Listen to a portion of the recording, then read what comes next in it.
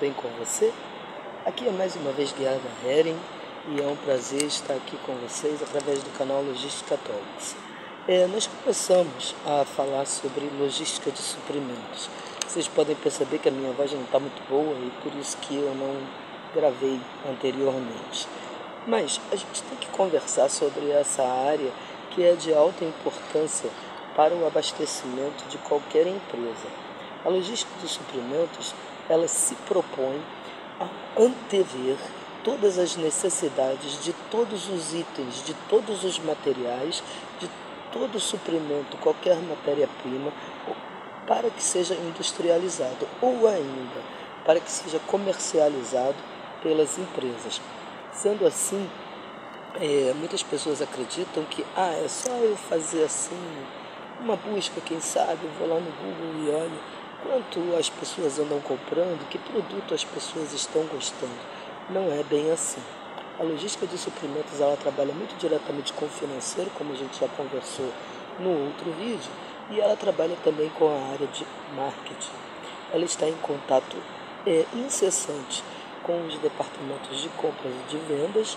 Por quê? Porque ela precisa se informar daquilo que o mercado realmente está consumindo e de que tipo de campanha de marketing está sendo feita para cada produto. Para quê? Para que possa se preparar, para que hajam os itens necessários em estoque para cada produção.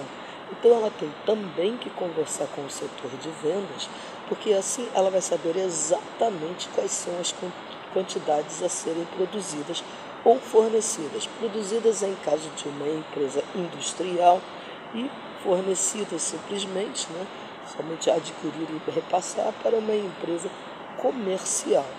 E a logística de suprimento, ela trabalha com previsões de demanda de alto nível, ou seja, ela não pode se dar o luxo de errar 20%, 30% das vezes ou das quantidades, isso é impossível.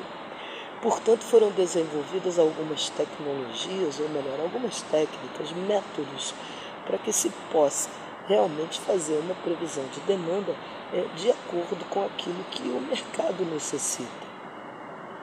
Então, como é que eu vou fazer isso? Eu vou buscar no setor de vendas históricos, notas fiscais que me mostrem o que foi vendido em um determinado período de um certo produto. Por exemplo, vamos ver aí, se você trabalha numa empresa comercial, então você deve conhecer bem isso.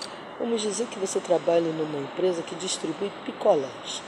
Então, de janeiro a março, você tem um pico de consumo, até porque o picolé ele é um produto de consumo muito grande na época do verão. Janeiro, fevereiro, março é verão no Brasil.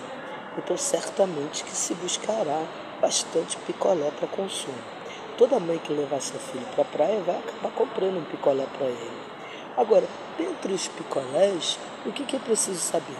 Qual é o picolé que vai vender bem em janeiro, fevereiro e março?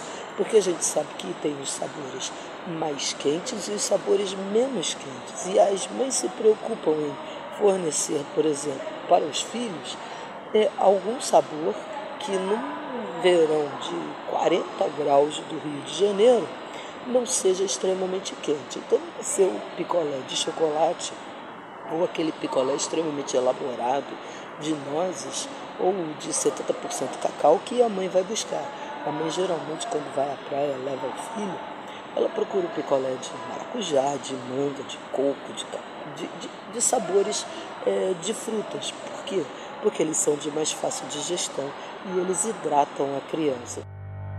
Estou citando aqui esse exemplo da mãe na praia, porque ele é bem gritante. Trata-se de um produto sazonal, um produto de grande saída e um produto que é consumido em larga escala pelos brasileiros.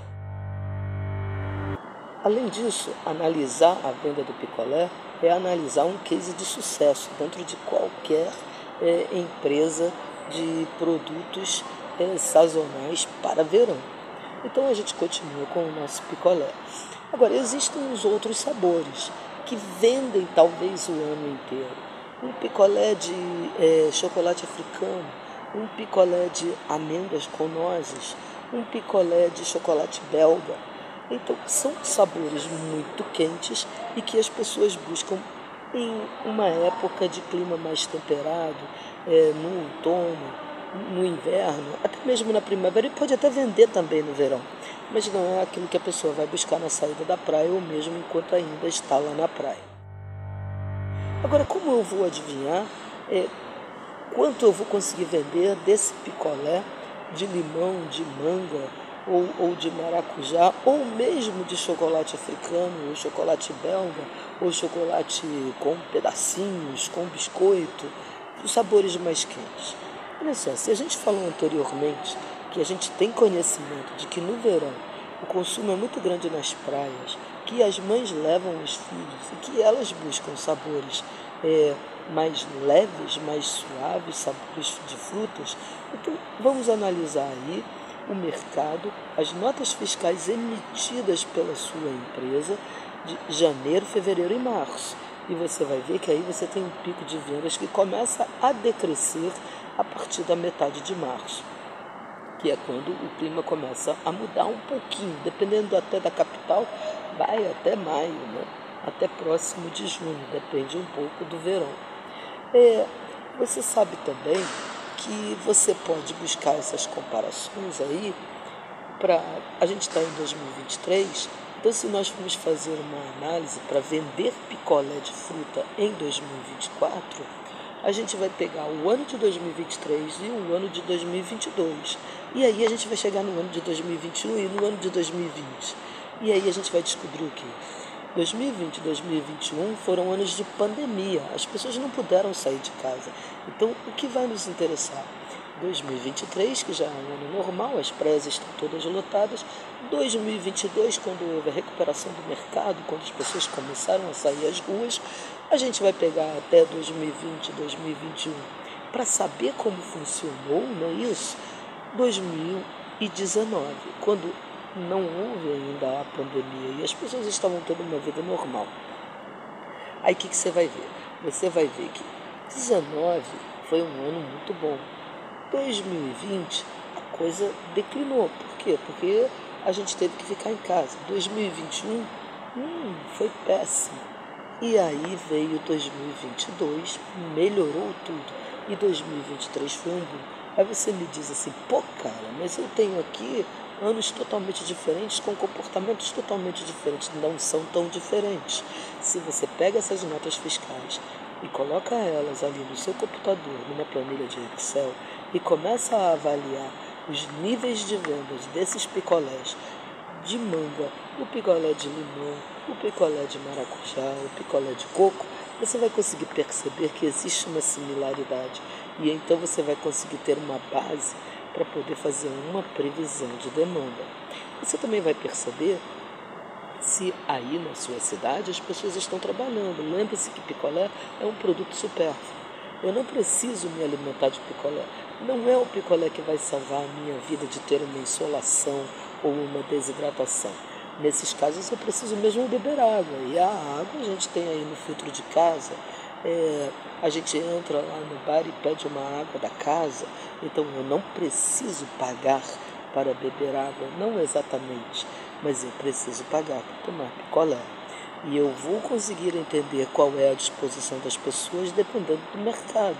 Se eu sei que na minha cidade 3 indústrias fecharam e elas eram a principal fonte de renda dos trabalhadores, é claro que eu não vou poder investir a mesma volume de picolé que eu tinha em 2023, porque eu tenho um decréscimo da renda. O que significa isso? Isso significa que a logística de suprimentos, ela lida com a possibilidade de demanda, ela lida com a disposição de compra do consumidor, a vontade de compra dele, mas ela lida também com os fatores econômicos que estão aí em redor. Então, eu terei maior ou menor sucesso nos meus cálculos quando eu conseguir entender isso e quando eu conseguir fazer um cálculo de demanda que vai levar em consideração o histórico de progresso das vendas do produto ou o histórico de queda das vendas do produto, que leve em consideração a situação econômica ambiente em que eu estou e que eu consiga então traduzir isso através de uma planilha organizadinha, baseada em fatos reais. Ah, mas diz que tem o feeling. Claro, eu tenho um feeling de que no Rio de Janeiro, no Guarujá, em Vitória, no Espírito Santo, em Cumbuco, lá perto de Fortaleza, vai vender picolé pra caramba em dezembro. Vai começar agora, já está vendendo. Vai vender em outubro, novembro, dezembro. Então eu tenho um trimestre de 2023 e vai vender também muito em janeiro, fevereiro e março. Agora, aqui são grandes capitais. E se acontecer alguma coisa? Né? E se de repente tiver uma onda de frio? Eu preciso levar muitas coisas em consideração. Não posso ter somente feeling, preciso ter cálculos, preciso ter números para levar para o meu gerente e falar para ele: olha, seu gerente, eu coloquei aqui todas as notas fiscais de venda, eu vi o movimento de venda, eu comparei vários anos, eu fiz o extrato da época da pandemia para a gente poder comparar bem, e eu vi que em 2019 vendeu-se muito, 2020 começou a cair, 21, 22 caiu demais, mas 23 subiu, 22 começou, aliás, a subir também. Então a gente pode com certeza comprar, no mínimo, a mesma quantidade de picolés de frutas que a gente comprou em 2023. Isso é algo que vai funcionar bacana, você tem um fato para levar lá para o seu gerente, né? Então, analisar dados históricos, verificar como eles funcionaram com base em documentação, com base em fatos reais, é isso que é importante. Você consegue identificar o comportamento do consumidor, você estabelece aí um padrão de consumo na sua planilha e você vai conseguir fazer, então, uma boa previsão de demanda, pelo menos para o seu picolé de frutas, que é o que a gente está falando agora. Para isso vai servir o biquíni, a água mineral, a água com gás, a água sem gás. Você vai poder ver se você vai vender feijão, arroz, porque tudo é baseado nesses fatos históricos e nos cálculozinhos que você vai fazer lá para ver se vendeu, se não vendeu, joga no Excel, vê o total de vendas, faz o gráfico e compara. É muito show, você vai ficar muito feliz com isso, porque você vai estar fazendo um pequeno uso, né, da estatística que você alcança através do uso de tecnologia e através do seu conhecimento de mercado. Vai ser muito bom. Você tem aí dados históricos que te geram uma estatística que você coloca num gráfico, porque você lançou tudo lá na planilha do Excel com base nas compras dos meses anteriores, nas compras dos clientes, né? Ou seja, nas suas vendas. Você fez uma pesquisa de mercado, também é muito bom para saber qual é o sabor que as crianças dessas mães que estão lá nas praias de Vitória, do Recife, do Cumbuco, lá no Rio de Janeiro, o que é que elas gostam. Será que as crianças, Rio de Janeiro tem muita praia, né? Será que as crianças lá no Rio de Janeiro, em Copacabana, elas preferem manga? E as de Ipanema, que vão preferir? E as crianças lá das praias selvagens, né? Tipo lá de Niterói, nas praias oceânicas, o que é que elas vão gostar? É preciso que a gente pense em todas essas coisas, tá? E aí você vai ter também o feedback do cliente. Por quê? Porque se eu estou fazendo uma pesquisa nas praias para saber o que as mães mais compraram, então eu vou poder ainda por cima, além de fazer uma previsão de demanda bacana, eu vou poder fazer essa previsão de demanda com foco no cliente. O cliente é a parte mais importante de tudo em qualquer negócio. Então eu vou saber que sim, vou vender picolé de fruta, mas olha só, em Cumbuco eu vou vender picolé de coco. No Recife, em Boa Viagem, eu vou vender picolé de abacaxi. E em Copacabana eu vou vender picolé de manga. Olha, você vai arrasar. Você vai ver que você vai começar a fazer previsões que realmente vão funcionar, não é isso? com base em históricos, em planilhas que te geraram gráficos, ou seja, você tem aí uma estatística e com base naquilo que os clientes realmente consomem e gostam. O gosto das crianças, os filhos de todas aquelas pessoas que vão lá à praia. Agora, você acha que bastou? Não. Você tem que fazer com que a empresa conheça tudo isso. Ou seja, você tem que fazer conhecida toda essa sua pesquisa pela sua empresa. Então você tem que fazer com que isso chegue às mãos do financeiro, do departamento de compras, do departamento de vendas, da gerência de marketing, porque você fez a pesquisa e agora você tem todo um comportamento para poder lidar ali com o financeiro, com marketing, com compras e vendas. Cara, por que compras? Porque compras vai comprar os insumos, então eles têm que saber exatamente direitinho o que você descobriu, porque ele vai ter que comprar os insumos, né? Falando agora de uma empresa industrial e que produz lá os picolés, os sorvetes, você vai ter que ter essência de coco, você vai ter que ter polpa de manga para poder fazer os diferentes picolés que você descobriu que a sua empresa vai vender bastante. Olha só, então a gente vai se falando. Hoje é só a gente continua aqui um pouquinho a nossa conversa sobre logística de suprimentos. Espero que você esteja gostando e que você volte aqui para o canal. Até a próxima, tudo de bom.